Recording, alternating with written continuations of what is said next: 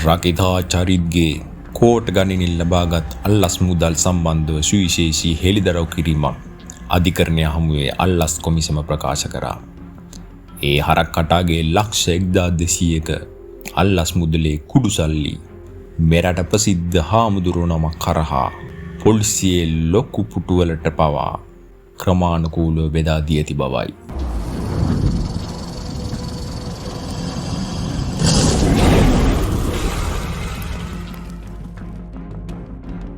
හරක් කටාගෙන් ලබාගත් ලක්ෂ 1200ක අල්ලසේ කුඩු සල්ලි ලංකාවේ ප්‍රසිද්ධ ස්වාමීන් වහන්සේ නමක් කරහා ලොකු පොලිස් මහත්වරුන්ටත් බෙදූ බවට අල්ලස් කොමිසම අධිකරණ හමුවේ හෙළිදරව් කිරීමක් කළා.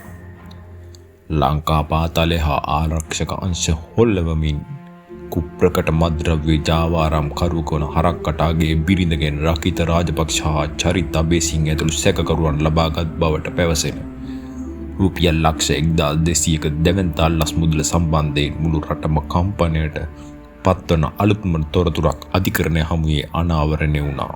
අල්ලස් සෝදූෂණ චෝදනා විමර්ශන කොමිෂන් සභාව වෙනුවෙන් පෙනී සිටින සහකාර අධ්‍යක්ෂක අනුෂා සම්බන්ධ පෙරුම් මහත්මිය අධිකරණයට වාර්තා කළේ මෙම අල්ලස් මඩිය පිටුපස ඇති අතිශය සාහසික වංචා ජාලයයි.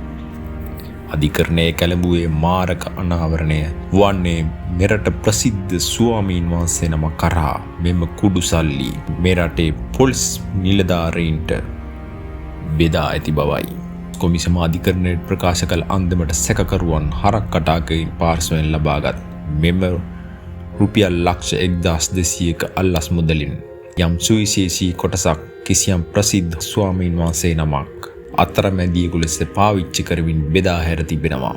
සිවුරු පරවාගත් මෙම තැනැත්තා හරහා අදාළ අල්ලස් මුදල පොලිස් දෙපාර්තමේන්තුවේ ඉහළම තනතුරු දරන උසස් පොලිස් නිලධාරීන් කිහිප දෙනෙක් වෙත ක්‍රමානුකූලව බෙදී ගොස් ඇති බවටයි දැනට කරුණු අනාවරණය වී ඇත්තේ.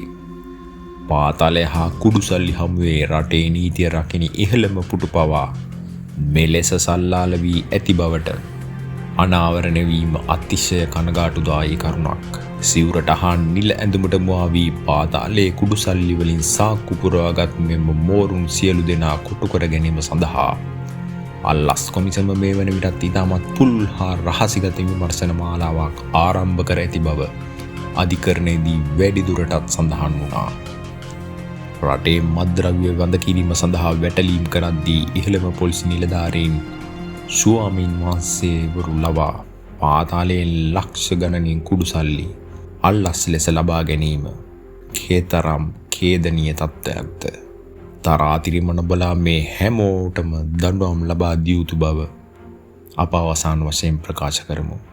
නීතිය හා සදාචාරය බල්ලට දා මෙලෙස ජාවාරම් කරන මහමෝරුන්ට එරෙහිව අල්ලස් කොමිසම නිසි ක්‍රියාමාර්ග ගනු ඇති බවට අපි අපේක්ෂා කරමු.